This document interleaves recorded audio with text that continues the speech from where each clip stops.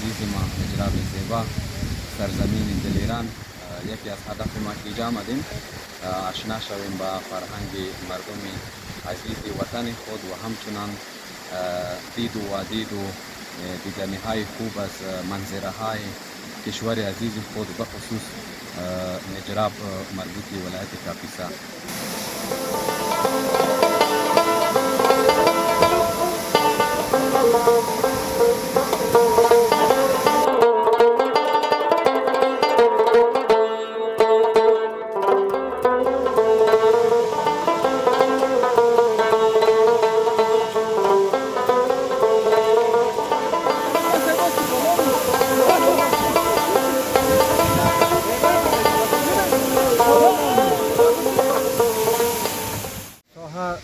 ساحه دیدنی است.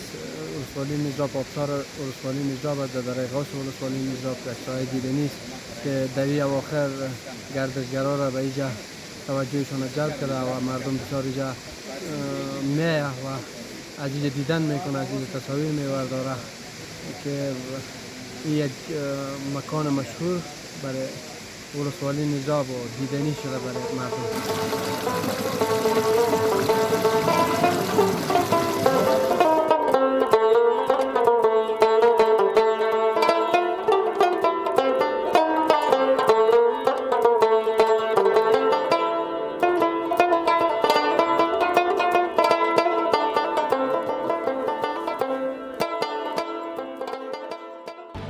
آژانس خبری پژواک، انعکاس دهنده حقایق.